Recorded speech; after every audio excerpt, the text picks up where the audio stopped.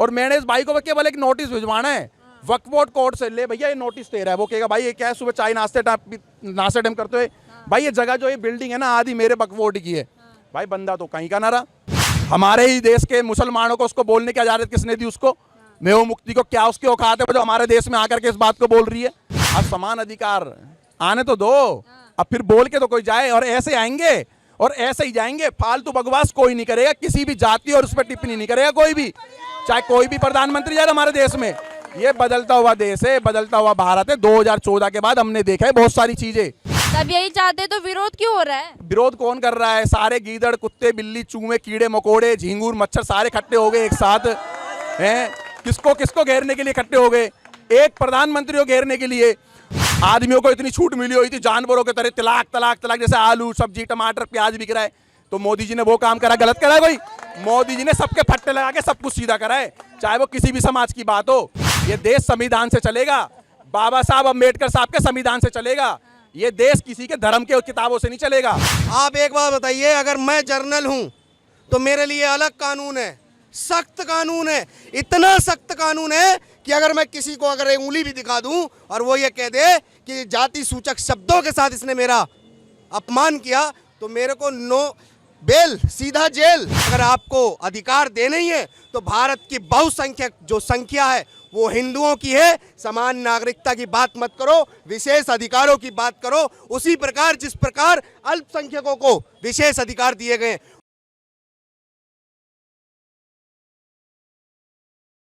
कांग्रेसियों ने एक ऐसी वो बना रखी, क्या कहते हैं, कानून नियम पता नहीं क्या बना करके चले गए वक्फ बोर्ड के नाम की। अब वक्फ बोर्ड क्या करता है? जब वक्फ बोर्ड जैसे भाई ये खड़ा हुआ है, मैंने इसके यहाँ किराए पे लिया और इसके यहाँ कब्जा कर लिया, और मैंने इस भाई को केवल एक नोटिस भिजवाना है वक्फ बोर्ड कोर्ट से, ले भैया ये नोटिस दे रहा है। वो कहेगा भाई ये क्या है, सुबह चाय नाश्ते टाइम करते हुए भाई ये जगह जो ये बिल्डिंग है ना आधी मेरे वक्फ बोर्ड की है।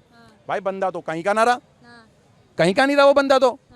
हमारे ही देश के मुसलमानों को उसको बोलने की इजाजत किसने दी? उसको मेहू मुफ्ती को क्या उसके औकात है जो हमारे देश में आकर के इस बात को बोल रही है? तो लेकिन ऐसे आरोप तो बार बार लगते हैं ना।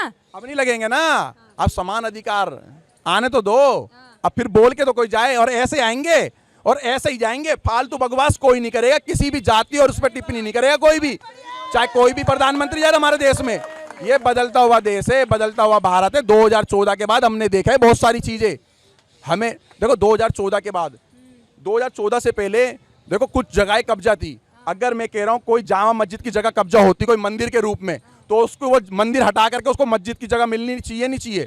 तो ऐसे भारत के अंदर जितनी भी जगह कब्जे पे हो रखी है ना, मदरसे और मस्जिद के नीचे है, तो वो सब जगह वापसी करनी पड़ेगी। किसी के कब्जा नहीं हो सकते। और देखो मुसलमान भी यही चाहता है, और हिंदू भी यही चाहता है, सिख भी यही चाहता है, बौद्ध भी यही चाहता है, जैन भी यही चाहता है। जिसकी जो जगह है उसको वो दी जाए, हमारे देश में सब कुछ इक्वल होगा। सब यही चाहते तो विरोध क्यों हो रहा है? विरोध कौन कर रहा है? सारे गीदड़, कुत्ते, बिल्ली, चूहे, कीड़े मकोड़े, झींगुर, मच्छर सारे इकट्ठे हो गए एक साथ हैं। किसको किसको घेरने के लिए इकट्ठे हो गए? एक प्रधानमंत्री को घेरने के लिए। जो सोचो पहले जो कंप्लेंट लेके जा रहे थे, जी ये फलानी पार्टी के मेरे पास सबूत पड़े, उसने फलानी जगह पे घोटाला कराए, फलानी पार्टी के मेरे पास सबूत पड़े, उसके घोटाले की सबूत मैंने ईडी में लगा रखी है। पहले एक दूसरे की कंप्लेंटबाजी कर रहे थे, और आज सारे कंप्लेंटबाजी की फाइल ना वापसी ला करके अपने ऑफिस में ला करके छुपा करके रख दी, और सारे करें अब एकजुट हो जाते हैं, मोदी को एकजुट करके ही हराएंगे। अरे ये एक लोहे का पिंजरा बनाने की सोच रहे हैं और जाल बनाने की सोच रहे हैं कि मोदी के ऊपर फेंके और मोदी जी को कैसे भी घेर लें। आदमियों को इतनी छूट मिली हुई थी जानवरों के तरह, तलाक तलाक तलाक, जैसे आलू सब्जी टमाटर प्याज बिक रहा है। तो मोदी जी ने वो काम करा, गलत करा कोई? मोदी जी ने सबके फट्टे लगा के सब कुछ सीधा करा है, चाहे वो किसी भी समाज की बात हो। ये देश है, ये देश में ना कोई वो धर्मशाला नहीं है कि कुछ भी चलाते रहो। ये देश संविधान से चलेगा, बाबा साहब अम्बेडकर साहब के संविधान से चलेगा। ये देश किसी के धर्म के किताबों से नहीं चलेगा। जंतर मंतर में आया 50 बंदे नहीं आते थे पीछे, हमने भी देखा है, लेकिन रात के अंधेरे में पहुंच के चंद्रशेखर बोलता है इस चीज के लिए धन्य करने चाहते हैं। चंद्रशेखर दलित बेटी का अपना उदाहरण देकर के वहां पहुंचा उस बच्ची के घर, लेकिन अब कहां है वो सारे लोग? उसकी माँ के घर में आटा तक नहीं है, नमक तक नहीं है उसकी बच्ची है माँ के घर पे। बीजेपी अगर अल्पसंख्यकों के बारे में नहीं सोचती है तो कांग्रेस ने तो सोचा था ना, तो किससे पूछ के वक्फ बोर्ड बना के दे दिया था? ये कौन बताएगा कि जब तुम केवल बात करते हो समान अधिकारों की, भारत का संविधान जो है सबको समान अधिकार देता है। भारत का संविधान ही मूल प्रति है जिसके आधार पे ही अलग कानून बनते हैं। जब वो संविधान पिछले 70 सालों से भारत की जनता को समानता का अधिकार देता है, लेकिन अधिकार मिलने के बाद भी भेदभाव वाले कानून जो तुष्टीकरण की राजनीति को पैदा करते हैं, ये कानूनों को लाने वाले कौन थे? एक बार मैडम आप भी पूछ लीजिए। ये कांग्रेस पार्टी ने क्यों बंटवारा किया? आप बताइए ना कि अल्पसंख्यकों को विशेष कानून देने के नाम पर क्यों दिए गए? क्यों भारत के हिंदुओं को द्वितीय दर्जे की नागरिकता में जीना पड़ा? आप एक बात बताइए, अगर मैं जर्नल हूं तो मेरे लिए अलग कानून है, सख्त कानून है। इतना सख्त कानून है कि अगर मैं किसी को अगर उंगली भी दिखा दूं और वो ये कह दे कि जाति सूचक शब्दों के साथ इसने मेरा अपमान किया, तो मेरे को नो बेल, सीधा जेल। लेकिन मैं तो एक ही बात कहूंगा, मोदी जी आप समान नागरिकता कानून अगर ला रहे हैं तो मैं आपका स्वागत करूंगा, लेकिन मैं एक बात जरूर कहूंगा कि भारत 70 सालों से समान अधिकार, समान संविधान के साथ में नागरिकों को अधिकार दे रहा है, लेकिन उसके अधिकारों के साथ खेल करने वाले कौन राजनेता थे उनको भी चिन्हित करो। अगर आपको अधिकार देने ही है तो भारत की बहुसंख्यक जो संख्या है वो हिंदुओं की है। समान नागरिकता की बात मत करो, विशेष अधिकारों की बात करो। उसी प्रकार जिस प्रकार अल्पसंख्यकों को विशेष अधिकार दिए गए, उसी प्रकार भारत के बहुसंख्यक जो हिंदू हैं उन्हें भी विशेष अधिकार देने की बात करो। समान अधिकार तो संविधान शुरू से दे रहा है 70 सालों से, तो कैसे हटाओगे उन कानूनों को?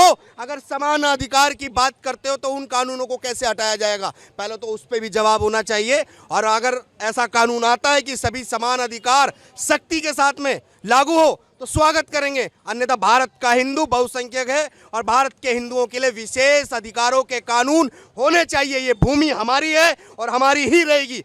कर रहे हैं विरोध करने वालों की राजनीति बंद हो जाएगी। क्यों? क्योंकि उन्होंने विशेष समुदाय, विशेष जातियों को विशेष सुविधाएं कानून बना के दिए, तो ये पक्षपात उनका सामने आ जाएगा लोगों के सामने। लोग फिर ये भी तो कहेंगे जब भारत का संविधान ही सबको समानता के अधिकार देता है तो फिर ये इतने अधिकार क्यों दिए गए थे विशेष?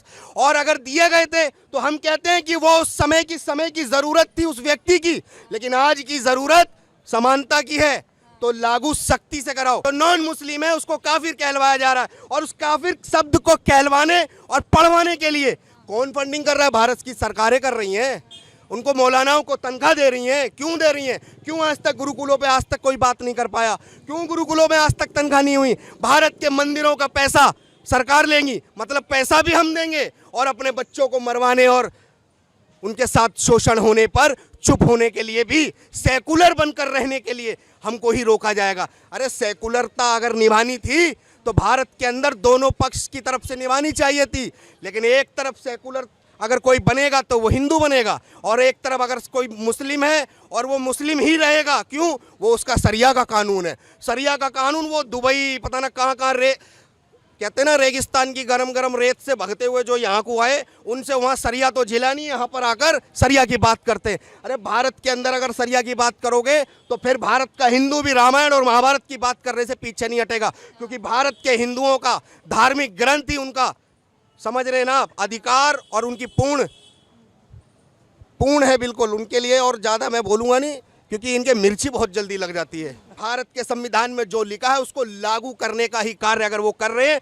तो स्वागत योग्य है, वो स्वागत करें। हम तो कह रहे हैं, अन्यथा भारत के जितने भी बहुसंख्यक हिंदू हैं वो भारत की भूमि पर अधिकार रखते हैं, पैतृक से लेके और विरासत तक का, क्योंकि हमारी जो आने वाली विरासत की पीढ़ी है उसके अधिकार के लिए हिंदू राष्ट्र का संकल्प बनाना बहुत आवश्यक है। भारत को विश्व गुरु की ओर बढ़ाना है तो भारत के संविधान को पूर्ण रूप से लागू ही करना होगा। यही संकल्प प्रत्येक सरकार का होता है। यही कार्य जनता अपने जनप्रतिनिधि को चुनकर संसद भेजती है कि संविधान में लिखे क्लाउजों को अमल में लाना आपका कार्य है, ताकि किसी जनता का अधिकार का हनन ना हो सके।